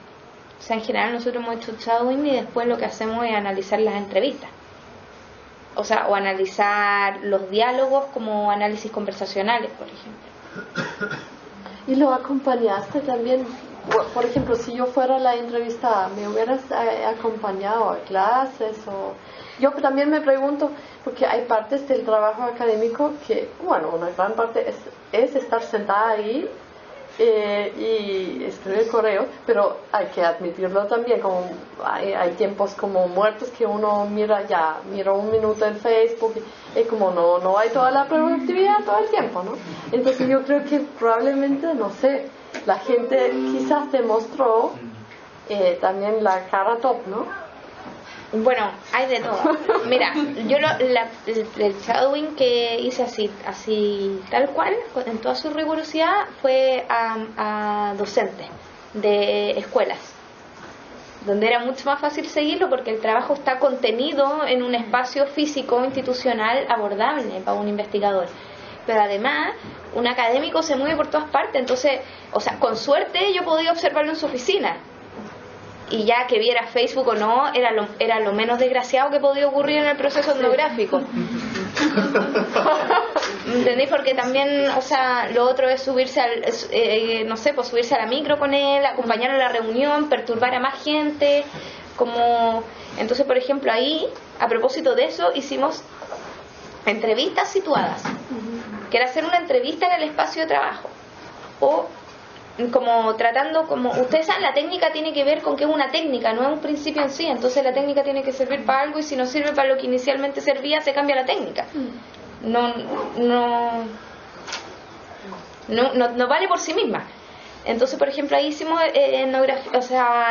entrevistas situadas, y que era seguir la producción científica, seguir la escritura científica. Entonces nosotros le pedíamos no sé, pues, ¿cuál es tu paper más representativo? Ya, ¿cómo lo escribiste? ¿Cuándo? ¿Dónde? ¿Con quién? ¿Qué hacías mientras lo escribías? No, ponte tú, decía yo paso 2 horas en el auto, entonces súbanse conmigo, les voy a hacer el recorrido que yo hago todos los días en el auto, ya. Entonces ella iba contando cómo en el fondo en los espacios de su auto usaba ese tiempo para pensar, para analizar, para ponerse de acuerdo con gente. En realidad tiene que ver, yo creo ahora, con una actitud de apertura a lo que el otro te quiere mostrar, y uno usar ese espacio o esa invitación para conocer, pues, para aprender. Y quizás como el tiempo muerto en el cual ustedes molestaban menos, ¿no? Eso también. Ahora hay pero hay una negociación entre donde molesto menos y donde aprendo más, como investigador. Sí. No, interesante. Hay una de las autoras como relevante en el tema del shadowing contemporáneo, porque el shadowing también es una técnica bastante más antigua, es Bárbara Czerniawska, que bueno, tiene un libro de shadowing, pero hay un libro que es interesante, en que pone el shadowing en práctica en una investigación específica, que es una investigación acerca de la producción de noticias, del proceso de trabajo en producción de noticias en agencias internacionales de noticias. Entonces es bien bonito el trabajo, porque en la primera parte, en la introducción, cuenta que bueno, ella iba a hacer shadowing tal cual está diseñado, que es este seguimiento en que yo te sigo, así como el canónico, el shadowing canónico, en que yo te sigo durante el día y luego te hago una pequeña entrevista acerca de lo que hiciste cada día, o sea, durante el día, ¿no? Sobre todo los eventos críticos según el observador, ¿no? Y ahí en la sombra ahí pegado. Entonces este shadowing lo iba a hacer en 3 agencias de noticias, en la ANSA, que es la agencia italiana, en la agencia sueca, no me acuerdo cómo se llama, y en la Reuters de Estados Unidos, que está en Nueva York. Entonces los italianos podían dar todo el día encima de los periodistas italianos, no había ningún problema, podía ir a todos los espacios, las reuniones, etcétera. Y ahí hizo su shadowing tal y cual. Los suecos, en cambio, no fue un problema de los periodistas, sino un problema de la agencia, que la dejó solo entrar a espacios restringidos y en momentos muy menores. Y en Reuters no la dejaron entrar ni siquiera al hall de recepción del edificio Reuters en Nueva York. O sea, ahí como que la echaron del lugar. No podía entrar a nada. Entonces, ya en ese último caso, ella lo que escoge, bueno, y ahí te va contando las soluciones metodológicas que va haciendo, que tiene que ver mucho con esta artesanía que uno va haciendo. Y claro, en el caso de la agencia sueca, observa ciertos momentos, muy parecido a lo que cuenta Carla, que hizo aquí con los profesores, y hace ciertas entrevistas, les pide a ellos que hagan ciertos registros, y en el caso de Reuters, les pide a ellos que se transformen en sus propios autoetnógrafos. Cosa que bueno, va generando datos interesantes de carácter distinto, pero muy interesantes. Es difícil hacer eso. Ahora, pensáis, lo que yo creo que lo más grandioso del shadowing es que implica cambiar el objeto de estudio. O sea, si una entrevista el objeto es el discurso del otro, sí, un shadowing no necesariamente es el discurso, sino que puede ser la práctica del otro. O no del otro, una práctica. Entonces yo, por ejemplo, en ese era seguir la escritura científica. Entonces, eso es interesante porque a uno lo dispone en el espacio como sociosimbólico de una manera, o social, de una manera distinta, porque, por ejemplo, yo podría seguir, no sé, instrumentos de gestión. O sea, preguntarme cómo se diseña un instrumento de gestión, cómo baja, cómo es aplicado, cómo es implementado, cómo es usado por los trabajadores. Entonces, yo lo que encuentro interesante de la técnica es que uno que está acostumbrado solo a ver seres humanos hablando, o que lo usual es que los cientistas sociales miremos seres humanos hablando, esto te permite entrar al mundo social desde otra perspectiva, desde los objetos, desde las relaciones, desde las acciones, desde los vínculos, independiente de cuánto tiempo lo sigues, sino que es como entrar a otras fuentes de información, no sé cómo. Sí. Espera, aquí todavía una pregunta que no sea el tema de la revisión de literatura. Sí, a la literatura. Igual nosotros no hablamos de identidad, pero, o sea, la literatura que tomamos en realidad fue bien diversa porque pasamos por distintos caminos. Pero para hablar como del enfoque de género, igual tomamos hay autora, una en particular que es mexicana, entonces igual era una visión como más latinoamericana desde un enfoque de género, pero igual al hablar como desde trabajo académico y al buscar investigaciones sobre trabajo académico y con enfoque de género, ya era mucho más complejo y en realidad había súper poco. Me acuerdo que nos costó harto encontrar investigaciones sobre eso, y la que en realidad se relacionaba más con lo que nos proponíamos era una autora en particular que era española, y ella me acuerdo que ella es la que en realidad nos entregó más herramientas para nuestra investigación, porque era súper difícil, como era bien acotado, no había mucho como para tomar, y en Chile me acuerdo que no encontraba, había súper poco, me acuerdo buscamos y eran recientes, y habíamos encontrado ponencias, congresos, pero no un artículo que nos sirviera como instrumento. Entonces la mayoría, y desde como el trabajo académico y también los conceptos de capitalismo académico en fondo son los mismos.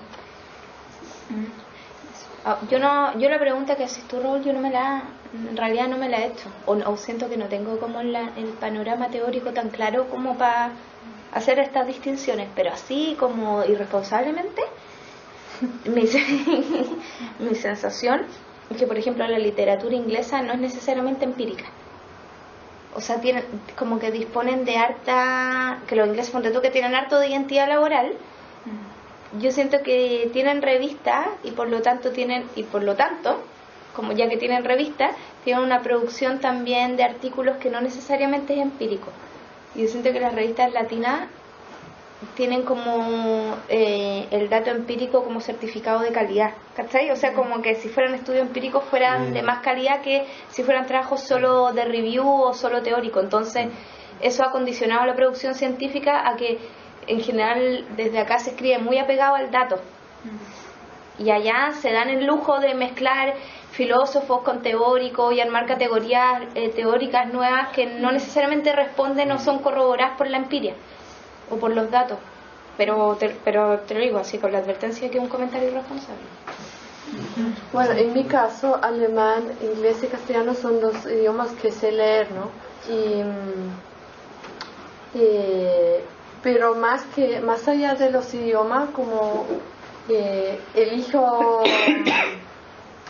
los, no sé, autores según lo que me parece pertinente para mi investigación, y he desarrollado más una crítica hacia el concepto de identidad. Por eso, como quizás como se notaba también en lo que presentaba, para mí es más importante que se entiende como el trabajo, más como el trabajo como un trabajo, y desde un marco más macro que a mi entender como el concepto de identidad como da más espacio a la interpretación subjetiva y no considera tanto el marco macro de como entendiendo como a la universidad como un lugar capitalista entre muchos, ¿sí? Al cual como uno tiene que también resistir o puede resistir. Eso no es decir que no hay conceptualizaciones críticas acerca del concepto de identidad, pero he optado en ese primer lugar para esas conceptualizaciones. Pero si bien ahora en retrospectiva encuentro que para los trabajos que quiero seguir haciendo, encuentro que hay una limitación bien grande en la literatura internacional y también nacional si uno piensa en la complejidad y diversidad del trabajo académico en Chile. Y ahora que trabajo en una universidad estatal me parece más pertinente aún que la dimensión histórica de la destrucción de las universidades estatales en Chile. No hay literatura, ¿no? Y tú no lo puedes lograr captar con algo sobre trabajo, identidad o una literatura internacional, porque se desconocen, como se invisibilizan como esas facetas históricas de Chile. La dimensión también, ¿por qué muchos de los docentes que tienen como, yo tengo colegas en la universidad que tienen 75, 80 años, ¿por qué están ahí, ¿no? Y no se retiran porque no se pueden retirar, ¿no? Y ¿por qué no tienen doctorados? Porque no tenían la posibilidad de hacer un doctorado, ¿no? No es como la generación nuestra, pero al mismo tiempo los modos y las herramientas de medir su trabajo no reconocen esa diversidad, como se ponen todos los huevos como en el básquet de la investigación, y eso como es un error fatal de cómo están organizadas, como sobre todo yo creo que las universidades estatales. Pero si uno no reconoce eso en los conceptos, tampoco se puede hacer visible. Lo estoy diciendo a mí misma también. María Isabel. Ya, nuevo ciclo, o sea, ronda de preguntas, María Isabel. María Isabel.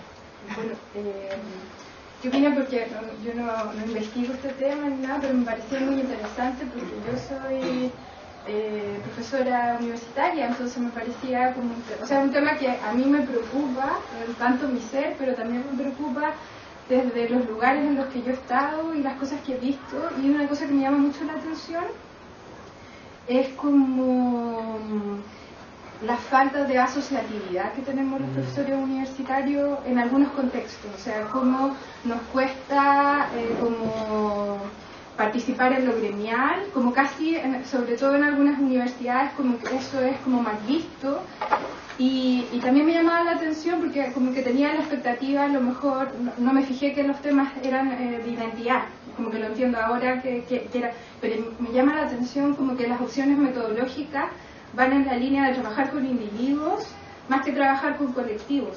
Entonces pensaba en qué medida también el ejercicio de pensarse y de vivirse como académico individualmente puede llegar a ser distinto o es distinto cuando lo vives como un ser profesor universitario. Estaba pensando como en qué medida uno a veces, parece que los resultados de tu investigación decía como los profes, la identidad laboral de los profes taxi está más lejana a lo disciplinar y está más cercana a la idea como de ser trabajador. Entonces yo pensaba, qué paradójico, porque en el fondo son personas que transitan en los espacios universitarios, mientras que nosotros que tenemos como contratos planta y qué sé yo creo que nos seguimos, y lo siento como muy cercano a lo que planteas. Yo siento que nos identificamos más como somos profes de la escuela de psicología, más que profesores de la católica o profesores que es algo distante a mi experiencia como estudiante. Yo estudié en Lusach y allá es muy distinto porque en el fondo los profesores no son, o sea, de partida los profesores no se distinguen si son hora o no sé cómo llamarlo, como profe, todos están en el sindicato, en el fondo, en la asociación de profesores. Entonces me llama, y como mi pregunta en el fondo y el comentario es cómo ven esto en sus trabajos como de investigación, a esto como que la mirada se focaliza en lo individual. ¿Qué pasa? ¿Qué nos pasa en realidad con esto de no asociarnos? Porque en realidad es muy raro como que de repente nos pasan como decía la Carla, como la falta de crítica, de un día para otro nos cambian el sistema de evaluación y nos quedamos como, no sé, me llama, esa es mi reflexión pregunta en realidad. ¿Cómo lo ven ustedes? A ver, aquí tenemos otra, y yo tengo una pregunta más, no sé si alguien más tiene. Ya, porque estamos en el último ronda de preguntas, dale.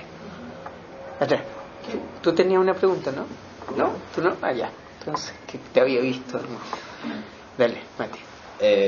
Sí, es que muy en la línea de eso, como que no tenía clara la pregunta que quería hacer porque la hice hace mucho rato y como que se me fue complejizando. Pero ahora con lo que dijo la María Isabel me hace más sentido. Una cosa cortita primero, ¿tu investigación era con profesores de un cierto tipo de contrato o era en Sí, general? jornada académica. Ah, ya, sí. Es que esa era una duda que tenía al principio sí. y después... Y eso condiciona. Claro, después cuando empezaste, Elizabeth, ¿cierto? A explicar tú, me fui dando cuenta que claro... Sí, son muestras distintas. Se ampliaba en el fondo el registro, entonces... que es notable, como dice la profe María Isabel, también que las retóricas que hay de tu investigación de identidad tienden a ser también individuales, pues incluso sean del lado de convergencia o divergencia, y de hecho tú mostrabas cómo en el lado divergente también habían convergencia. Entonces yo me preguntaba también como por... justamente todas esas tensiones que habían de la intensificación, de la extensión, la diversificación, como qué posibilidad real ahí hay de ser divergente. O sea, también hay una cuestión, hay una cuestión material detrás. O sea, si yo no me diversifico dentro de esa estructura, si no extiendo mi jornada laboral, si no hago paper, voy a tener menos sueldo, y entonces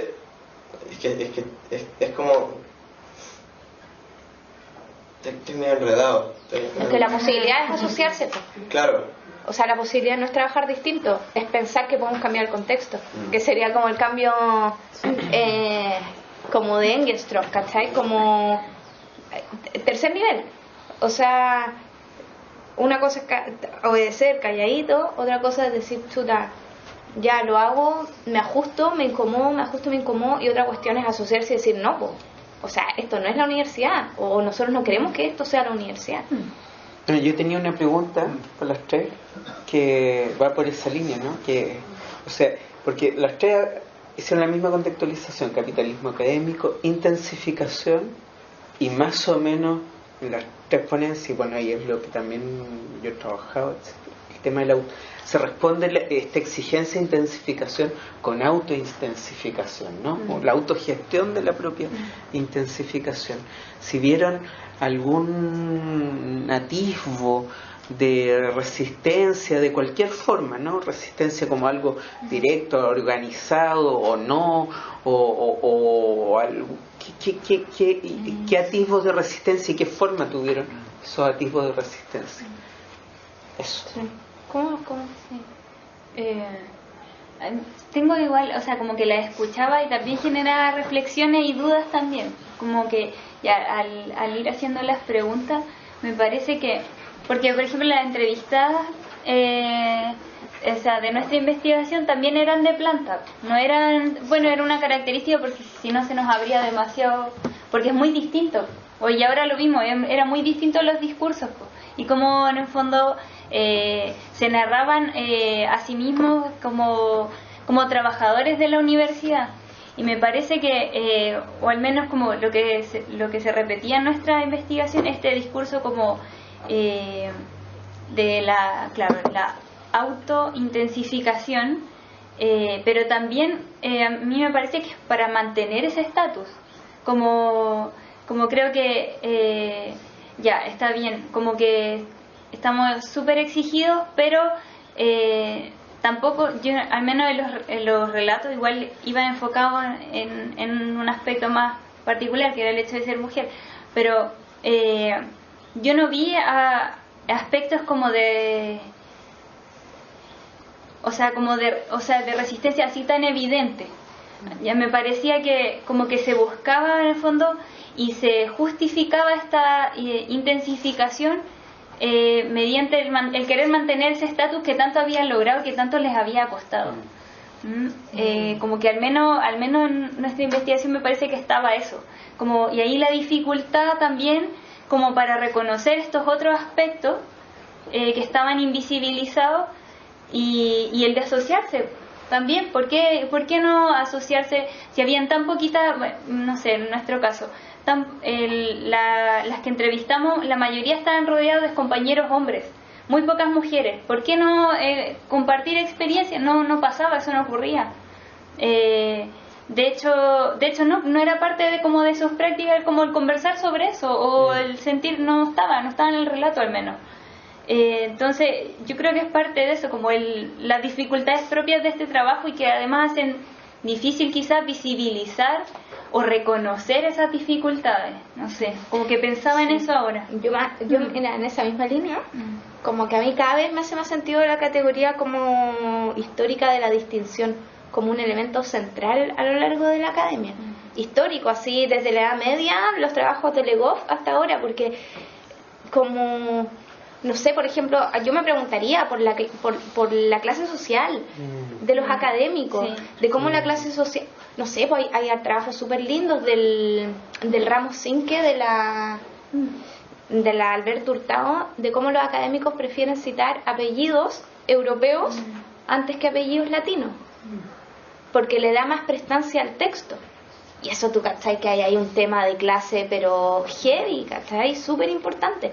Entonces yo, pensando en esto de la distinción y de la meritocracia, yo creo que finalmente las categorías identitarias de subalternidad, como el género, conectando lo que decía la Nati, o como identidades más obreras o de trabajador que finalmente necesita asociarse, son categorías identitarias que parecieran entrar en contradicción con las categorías identitarias laborales de trabajos distinguidos y con mérito. ¿Me cacháis? Entonces, yo creo que para mí de las principales dificultades que tendríamos como trabajadores de asociarnos tiene que ver con categorías históricas de distinción que parecieran ir en contra, porque parece ser que la identidad académica está más anclada a la idea del artista solitario pero distinguido que la del trabajador obrero. Entonces yo creo que finalmente esas identidades laborales juegan en contra de procesos de asociatividad que nos permitan negociar nuestras condiciones laborales. Y por eso también pensaría, o sea, para mí es una hipótesis explicativa del trabajo de la Nati con la Abril, que finalmente negar la categoría, o sea, a todas las mujeres que tienen puestos altos, niegan la condición de género. ¿Por qué? Justamente por la contradicción que tiene de una categoría de alto mérito junto con una categoría de subalternidad. Como en el fondo no reconocer el sufrimiento, porque te pone al tiro en una posición de subalternidad. Claro, como que bajas tu posición. Claro, entonces es más fácil trabajar siendo mujer, negando el sufrimiento y siendo hombre, o aparentando el bienestar de un hombre, que reconocer el sufrimiento femenino y a la vez reconocer tu subalternidad. Yo creo que tiene que ver con eso. ¿Qué es lo que me llama la atención de tu investigación, Elizabeth? Porque cuando hablabas de profes taxi, sí aparecía la identificación como con el de trabajador, porque porque las condiciones eran más precarias de trabajo. Entonces aparece otra identificación distinta a los otros académicos que sí tienen una condición de estabilidad donde es difícil tener que identificarse con... Igual hay datos duros, por ejemplo, que el 30% de los académicos estarían en una condición como de riesgo de salud mental importante, o como se han elevado los suicidios en estudiantes de doctorado y de postdoctorado, y son datos que en Chile no hay y que tú decís que internacionalmente están ahí, está pasando algo con el tema, y tiene que ver con las condiciones laborales, el trabajo solitario, o como decía Foucault, finalmente la soledad es condición de la sumisión. Entonces por eso nos ponen en un espacio súper riesgoso. Yo creo que sobre lo colectivo, bueno, tras haber hecho tantas entrevistas, cuestiono ahora plenamente la herramienta de la entrevista cualitativa, tengo que decirlo. Porque como la gente, muchos académicos hacen su discurso y cuando sería interesante comparar eso con la conducta en la clase, ¿no? Hasta qué punto el marxista famoso de izquierda se porta bien en el aula. O yo creo que esas contradicciones son mucho más entretenidas para analizar que el lineamiento del discurso limpio, y que los académicos como logran dar bien.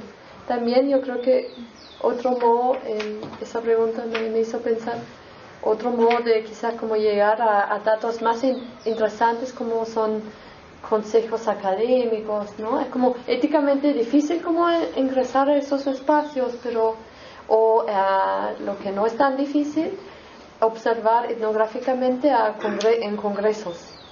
Claro. Es fantástico, ¿no? Es como también en términos de género, como muchos hombres académicos como tratan como de silenciar a las mujeres académicas, también como de jerarquía, ¿no? Estudiantes o académicos.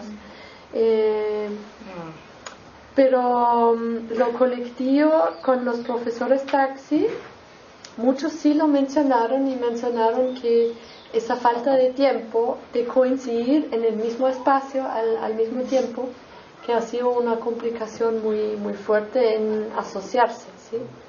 Pero algunos sí han contado también de tomas y que participaron en algunos actos de resistencia, pero también hay el miedo de perder el contrato, porque la prestación de servicio, para decirlo así, porque después viene otro, ¿no? Ya viene otro en la fila, y yo creo que con los académicos hay también ese discurso de mientras más ocupada me presento, mejor soy, ¿no? Pero sí, lo colectivo, aunque en investigaciones anteriores había preguntado sobre eso a académicos de planta, no aparece mucho, no está mucho, ¿no? Está el paper, está la cuestión. Igual, pensando en las opciones de resistencia o en prácticas de resistencia, igual es interesante porque ahí sí aparece lo colectivo, pero como relaciones instrumentales no duraderas, pero alianzas. que permiten como sobrellevar mejor el sistema. Entonces, por ejemplo, ahí encontráis prácticas de hiperautoría o de, no sé, por favores de ida y vuelta con editores de revistas, la compra de artículos. O sea, en algún minuto no sé si lo conversamos, pero sí, había un grupo de académicos de la ciencia exacta, porque no podría haber sido en las ciencias sociales ni humanidades, que con el bono de incentivo lo que hacían era comprar paper en China y le pagaban a los chinos para que pusieran su autoría. Pero era una persona que tenía 238 papers al año, easy. O sea, un paper cada 36 horas. Bueno, pero sí, están las prácticas de resistencia, pero tú crees que al final son prácticas para sobrellevar el sistema, para convivir con el sistema como a un costo menor, no sé. Sí. Por ejemplo, pero también es interesante respecto al género, como las mujeres producen y conviven distinto con el sistema que hombres. Y en ese sentido era súper interesante. También habían prácticas de resistencia de mujeres o colaboraciones entre mujeres que también eran interesantes. Eso. No, creo que es súper interesante la mesa. Ya esta discusión además final es súper fuerte porque tensiona bastante además nuestras comprensiones, en particular del trabajo académico, pero además gran parte de esto que estamos comentando uno puede pensarlo respecto también a otras posiciones laborales, de temas como de la clase, el prestigio, cómo influye también en nuestra configuración de algo así como un nosotros, que suele pensarse en los estudios laborales, pero normalmente suele ser referido a esta clase obrera. Entonces resulta que no es la única posición laboral y desde ese punto de vista los procesos de transformación del trabajo nos están afectando distinto a todos, pero impactan distinto, exacto.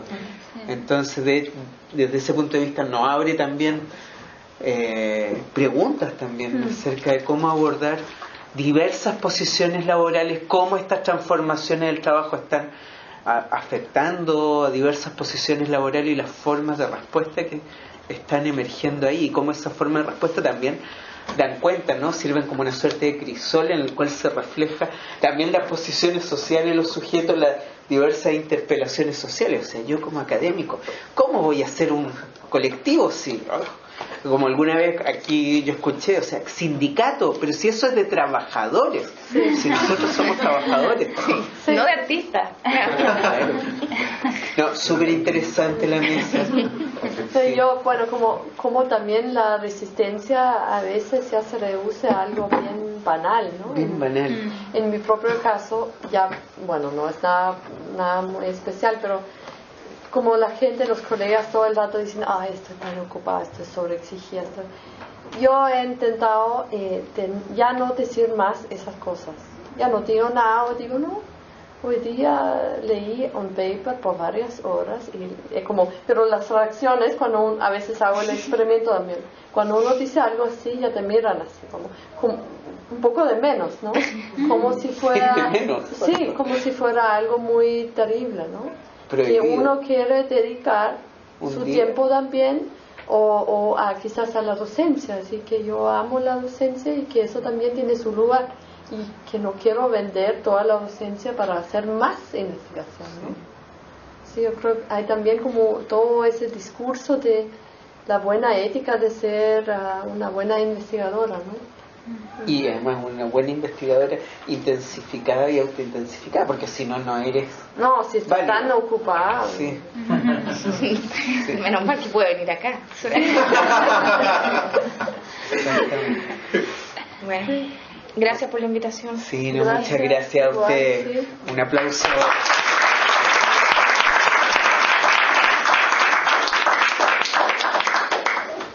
No sé si quieres decir unas palabras, Guillermo, coordinador sí, quizá como relevar, digamos, que esta es la última mesa de cuatro instancias de discusión y diálogo en torno a los estudios del trabajo, que hemos llamado investigadores jóvenes y estudios del trabajo también, articulando, digamos, esto que tú te diste cuenta, como articular en nuestra escuela los estudios del trabajo que emergen tanto del pregrado como del doctorado. Entonces ha sido un diálogo súper enriquecedor donde hemos tenido, digamos, una muy buena recepción, no solo de los que participan acá, sino que, o sea, de los estudiantes, digamos, y de los estudiantes del doctorado, sino que también de los investigadores invitados externos, y también a través de la difusión de redes sociales, porque nosotros no sé si no pedimos ni un consentimiento, nada, pero lo grabamos y esto lo esto es una ética, la ética de la escuela de psicología escandalosa. Sí, pero lo interesante es que las decisiones, o sea, esto que partió como una iniciativa bien local, se ha ido internacionalizando. También tenemos una invitada internacionales, nos piden ciertos temas, o sea, nos han preguntado desde Colombia, por ejemplo. La sesión pasada fue de inclusión y empleabilidad, entonces querían escucharlo allá. Entonces, digamos, algo que partió muy local se transformó en algo multidisciplinario y también se internacionalizó. Entonces, estamos súper contentos nosotros como organizadores del grupo de investigación Traza, y queremos seguir proyectando este tipo de ideas, iniciativas, donde se articule, digamos, el pregrado con el posgrado en nuestra escuela para el próximo año. Así que, sin duda, yo creo que el próximo año vamos a seguir con iniciativas en esta línea, y probablemente muchas de las tesis que ustedes van a defender ahora en un mes más van a estar aquí invitadas al diálogo, ya no como ideas o resultados de investigación, sino que ya como tesis que fueron defendidas y aprobadas con alto mérito, suponemos, por Vicente, ¿no es cierto? Entonces, eso como invitarlo a conectarse también con nuestra página web, que es nueva, donde pueden plantear una serie de reflexiones, digamos, ideas, las prácticas que están haciendo, no solo, digamos, vinculadas a la tesis, sino que con las prácticas. Hoy día en la mañana tuvimos súper buenas las presentaciones acá, esos espacios también de las prácticas comunitarias.